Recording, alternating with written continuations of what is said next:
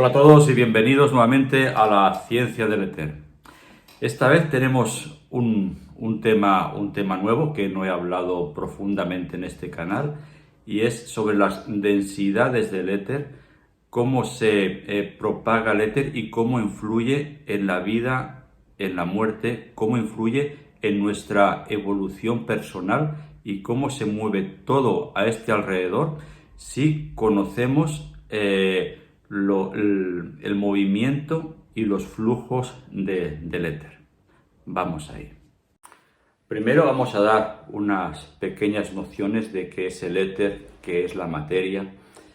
La materia sería lo que conocemos como materia ordinaria, materia bariónica, todo lo que hay en nuestro alrededor, desde un lápiz, desde un ventilador, desde una casa, desde un cuerpo humano. Todo esto es la parte más densificada de lo que conocemos como éter. El éter en su densificación máxima sería lo que la ciencia define como materia ordinaria.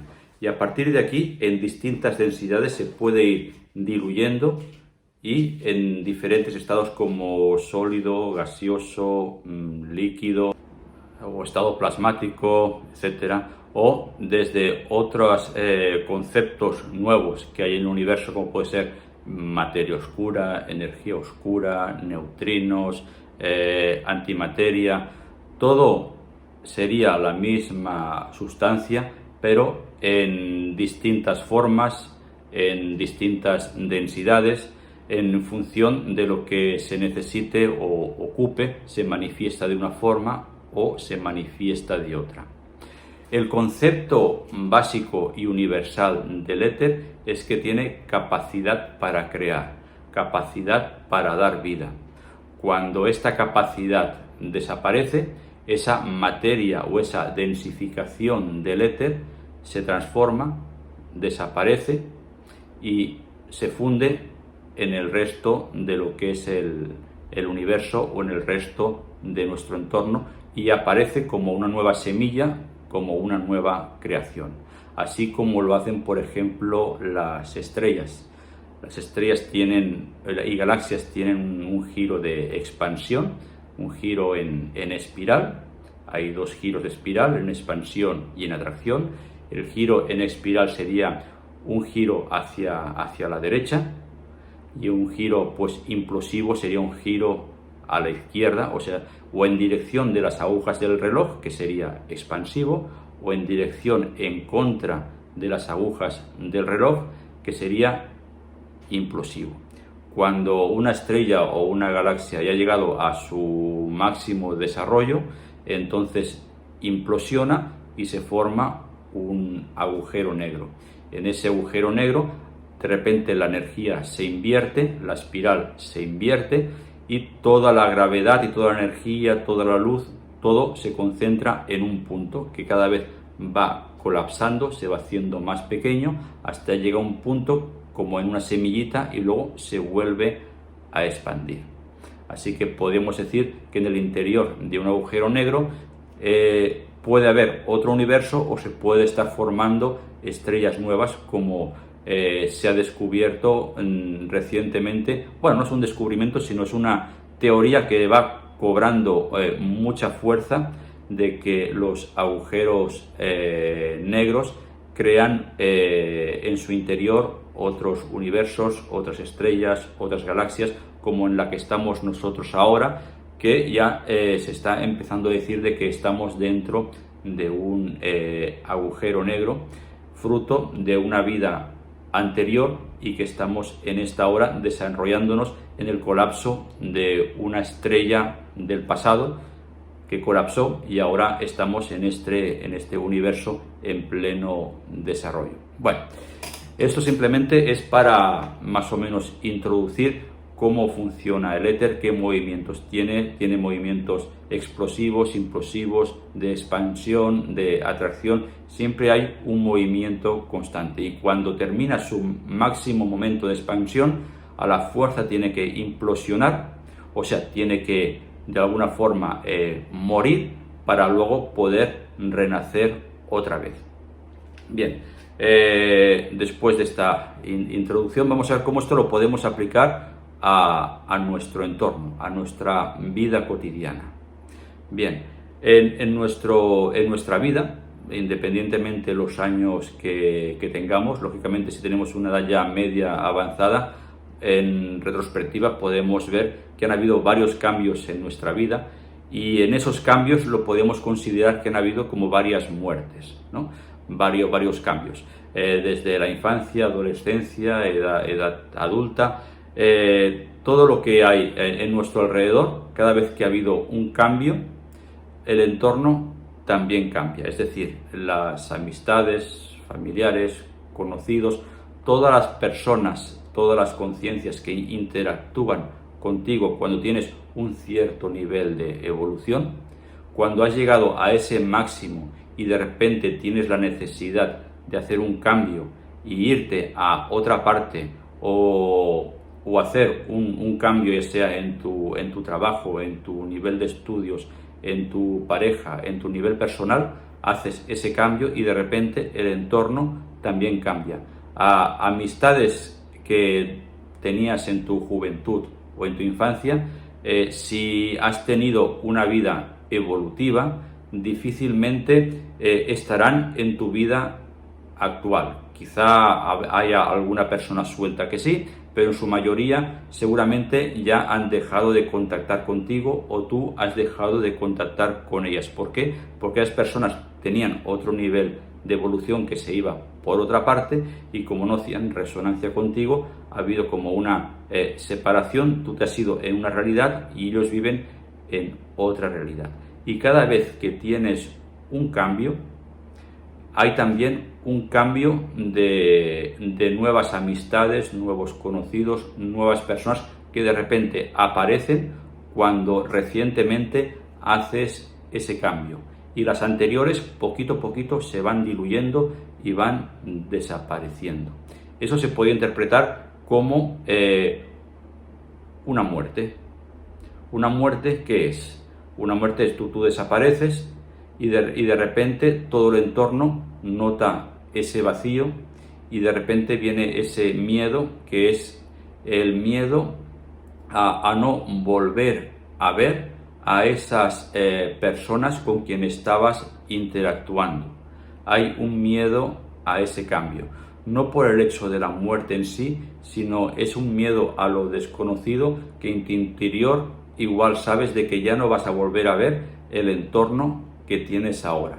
Lo mismo ocurre cuando has tenido una evolución en tu trabajo, una evolución en tu vida personal, que de repente a lo mejor hasta cambias de casa, cambias de país, o como yo, que está ahí cambiado de continente, pues de repente todo el entorno cambia de una forma radical, y de repente aparecen nuevas personas, nuevos contactos que te ayudan a expandir en tu evolución personal.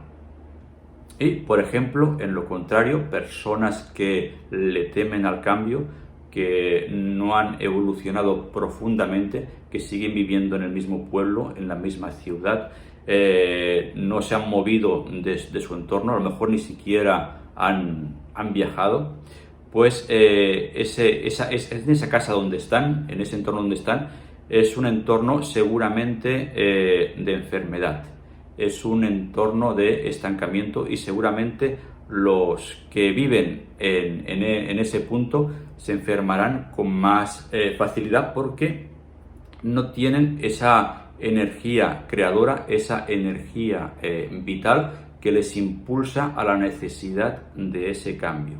Quizá en el interior les gustaría, pero no saben de qué forma poderlo hacer, por distintos miedos, creencias, por el miedo a dejar a tal o cual persona, porque ¿qué les pasaría a esa persona si yo me voy? Me necesitan profundamente, y uno se va como esclavizando por no soltar esas personas para que también evolucionen por sí solas. Y entonces se crea como un entorno como de estancamiento, que muchas veces se manifiesta en enfermedad o se manifiesta en algún tipo de carencia económica, etcétera, por no tener ese valor al cambio, por tener ese miedo a la muerte, a una muerte de tu realidad, para tener una vida nueva con una realidad completamente distinta, desconocida y distinta, pero seguramente completamente diferente a lo que estás acostumbrado en este presente. ¿Y qué pasa con estas personas que en el interior sí quieren ese cambio, pero que de alguna forma están como esclavizadas o apegadas a algo que les impide tener ese cambio? Pues seguramente se verán más envejecidas, seguramente les tendrán algún tipo de achaque, vivirán un poco más amargadas. Y entonces, ¿qué hace el destino? ¿Qué hace la energía vital que tiene esa capacidad de vivir, pero no lo deja? Igual, a lo mejor de repente, en algunos casos, no siempre, ocurren muertes prematuras. De repente esa persona tiene un accidente o tiene una enfermedad y de repente se muere.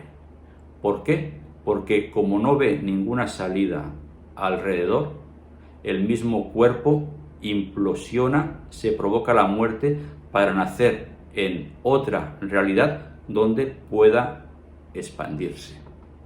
A lo mejor los demás no eran conscientes de esa realidad que tenía esa persona y esa necesidad, y luego ya vienen las lamentaciones. Pero si tú eres esa persona que tienes esa necesidad de expandirte, de evolucionar, pero te ves atrapado por distintos amarres emocionales o de otras clases, si no haces un cambio, la vida lo hará por ti.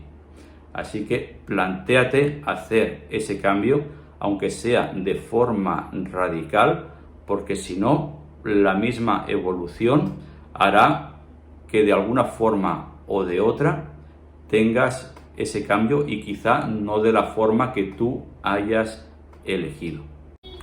El miedo a la muerte, como he dicho antes, es exactamente lo mismo. Tienes una necesidad de expansión, pero ese mismo miedo te hace como agarrarte a la vida por el miedo a ese cambio. Las muertes siempre son necesarias para poder haber un cambio.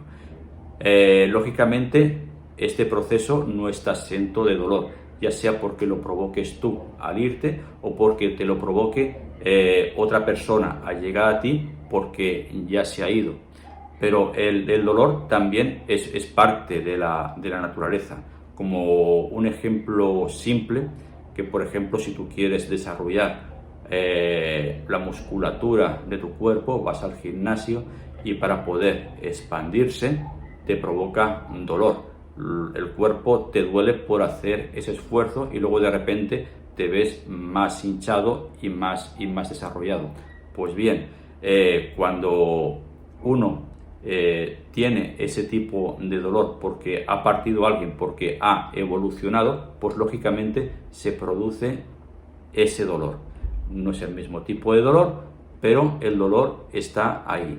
Y uno puede también aprovechar ese dolor porque es una oportunidad para que tu nivel de conciencia se pueda expandir. Aprovechar esa situación para replantearte tu vida, cómo la tienes ahora y cómo puedes hacer para no estar en esa situación estancada permanentemente, y hacer un esfuerzo en hacer ese cambio sin importar si de repente dejas de ver a tal o cual persona, porque igual esas personas que tienen alrededor son como anclas que te impiden volar, anclas que te impiden hacer esa evolución, aunque quizás esas personas tú les tengas como un cariño y afecto, no necesariamente tienen que ser un fastidio, pero de alguna forma ese apego que tienes a ese entorno impide que tú te puedas expandir. Pues bien, lo que es el éter funciona así. Cuando el éter tiene necesidad de expansión, tiene que destruir el entorno donde vive para poder hacer esa nueva vida. Y bien, eso de momento es todo. Seguramente en vídeos futuros prolongaré o daré más información sobre cómo se manifiesta el éter. Seguramente se habrán generado muchas dudas, muchas cuestiones. A lo mejor hasta alguna persona se enoja por escuchar estas palabras porque como que le agrede. Otras personas a lo mejor les hacía falta escuchar este vídeo. A cada persona le va a resonar de una forma distinta, pero es parte de la vida, es parte de la evolución, y el éter en el universo funciona así. Siempre tiene esta necesidad de expansión y luego atracción para colapsar en una nueva vida. Es una regeneración tras regeneración. Y eso es todo. Nos vemos en otro capítulo de la ciencia del éter. Hasta pronto.